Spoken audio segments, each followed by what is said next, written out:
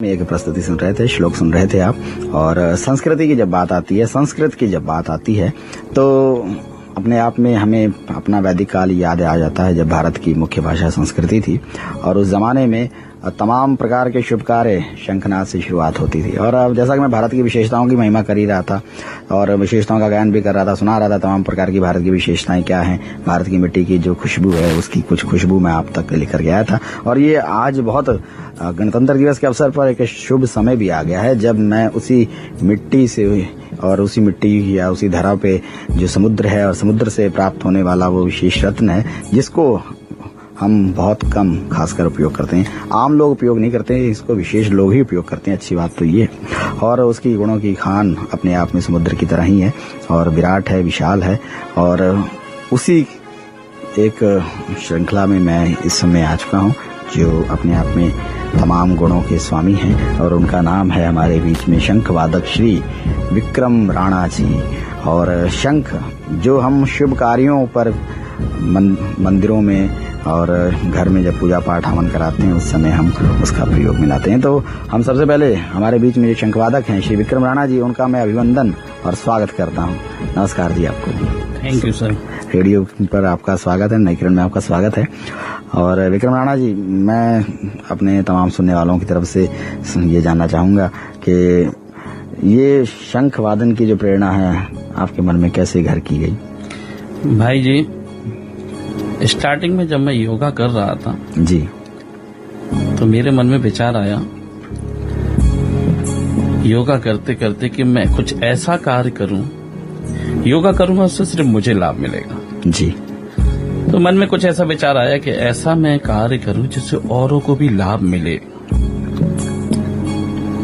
मेरा एकदम जो कहते हैं ना मध्य पॉइंट पे एकदम टिप बजी और मुझे लगा कि योगा के साथ में मुझे कुछ जोड़ना चाहिए। मैंने उसमें शंखनाद को ऐड किया। तो 5 दिन तक तो भाई मैं उसमें फूंक मारता रहा जी, आवाज नहीं निकली। लेकिन कहते हैं अंतरात्मा से अगर कोई निकली हुई आवाज कभी खाली नहीं जाती जी। मैं उसमें प्रयास करता रहा। 6वें दिन थोड़ी सी आवाज निकली जी। जब उसमें निकली तो मुझे विश्वास हुआ कि मैं इसको इतनी देर तक बजाऊं। और मैंने इसमें पढ़ा था नेट पर कि शंख एक अद्भुत चीज है, उससे बहुत लाभ मिलता है। जो बजाता है उसको तो मिलता है, लेकिन जो सुनता है उनको भी मिलता है। अच्छा। तो मेरे मन में एकदम विचार आया कि ये एक शंखनाद एक ऐसा है, इससे मेरे बजाने से दूसरे हजारों लोगों को, जितने लोग सुनेंगे उनको लाभ मिलेगा। यहाँ तक इसकी ध्वनि जाएगी, वहाँ वातावरण शुद्ध होगा। तो बस मैंने उसी दिन ठान लिया कि मैं इसको इतनी देर तक बजाऊंगा और इतनी दूर तक बजाऊंगा कि ये और लोगों तक पहुंचे जी। उसमें मैंने एक संकल्प भी लिया कि मैं इसको लाल किले पर बजाने का मेरा एक ड्रीम बन गया जी। वैसे भी हम जब शंख की बात सुनते हैं तो हमें वो गुजरा हुआ दौर आ जाता है, जब हमारे टीवी पर महाभारत शुरू हुआ करती थी और उस समय शंख बजता था, यदा यदा धर्मस्य ग्लानि। तो इस प्रकार से वो चलता था, फिर वो शंख बजता था और शुरू हो जाता था महाभारत। तो आज भी कहीं पर अगर हम शंखनाद सुनते हैं तो यही संकल्प उठता है और दिमाग में तुरंत स्ट्राइक करता है महाभारत का, क्योंकि हम महाभारत से काफी लोग जुड़े हुए थे। लेकिन हालांकि केवल वहां तक शंख सीमित नहीं है, शंख वैदिक काल में बहुत ज्यादा प्रसिद्ध था। और जब भोपू वगैरह की खोज हो गई तो भले शंख थोड़ा लुप्त होते गए, लेकिन आज भी शुभ कार्य का जो आरंभ है वो शंख के स्वर से ही किया जा सकता है, उसके नाद से ही किया जाता है। ये एक विधान बना हुआ है, ये बहुत अच्छी बात है। और हमारे बीच में जैसा कि विक्रम राणा जी उपस्थित हैं, उन्होंने अपने बारे में बताया कैसे प्रेरणा मिली उनको। तो चलिए पहले एक ट्रायल ले लेते हैं। और उन्होंने जो मुझे अभी शंख बजाकर थोड़ी देर पहले सुना रहे थे, और मैं उनसे एक गुजारिश करूंगा कि वो हमारे तमाम सुनने वालों को भी अपने शंख नाद से परिचित कराएं। बिल्कुल भाई जी।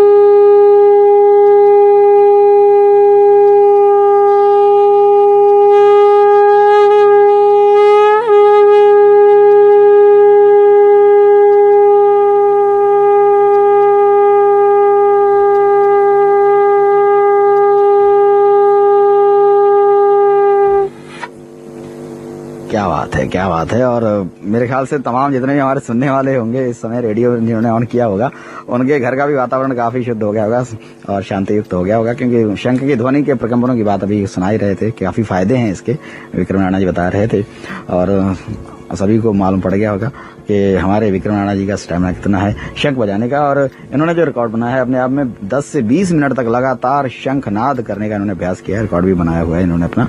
विभिन्न स्टेजों पर इन्होंने 800 से ज्यादा शंखनाद करने का इन्होंने प्रदर्शन किया है और इस प्रतिभा हेतु इनको प्रशासन और सरकारी संस्थाओं और एनजीओ के माध्यम से बहुत सारा सम्मान भी इनको प्राप्त हो चुका है।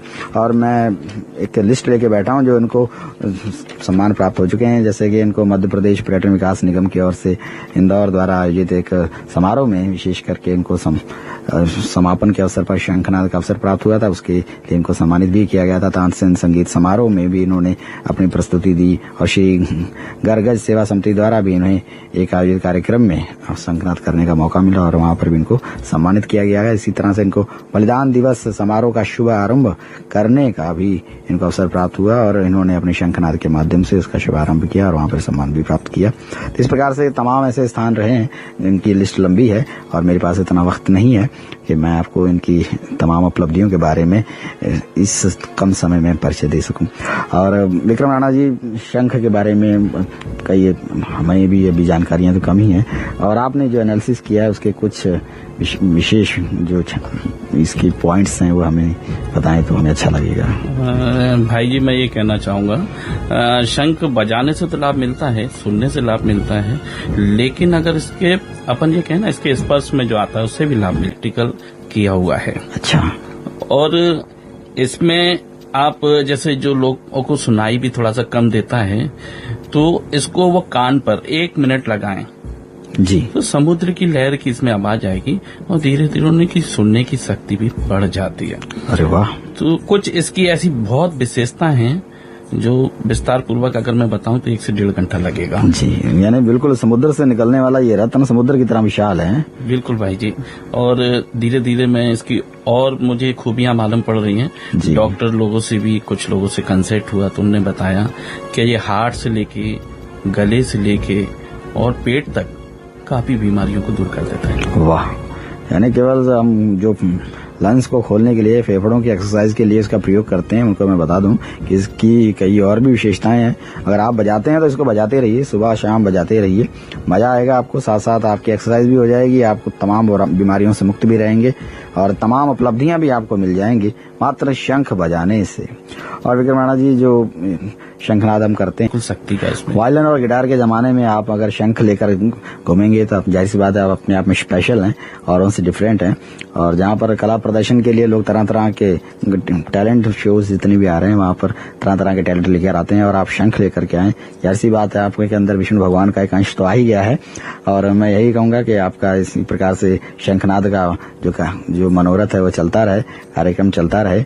और यहाँ पर आप आए हैं तो यहाँ पर आपने क्या अनुभव किया? इस शांतिवन परिसर में रुके हुए हैं आप बीते हुए दिनों से। बिल्कुल भाई जी, यहाँ पर आकर मुझे बहुत अच्छा लगा और बल्कि ये लगा कि मैं और पहले क्यों नहीं आ गया। अच्छा। यहाँ के बारे में मैंने सुना था जी, लेकिन आज मैंने खुद महसूस किया।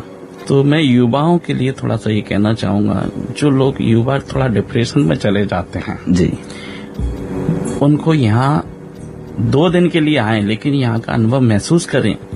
यहाँ डिप्रेशन नाम की चीज ही नहीं है। राइट बात है।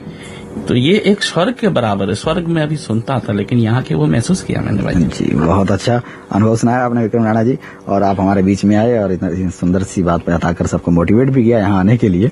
और ये आपका संकल्प है कि आप लोगों को भी यहाँ लाएंगे और इस संकल्प के लिए मैं विशेष शुभकामनाएं आपको देता हूँ कि जल्दी आपका संकल्प और मनोरथ सिद्ध हो और हमारे बीच में आप उपस्थित रहे, अपना समय दिया और शंखनाद सुनाया हमें। आपका बहुत बहुत सभी की ओर से धन्यवाद, शतकोटि धन्यवाद। भाई जी आपको भी बहुत बहुत धन्यवाद।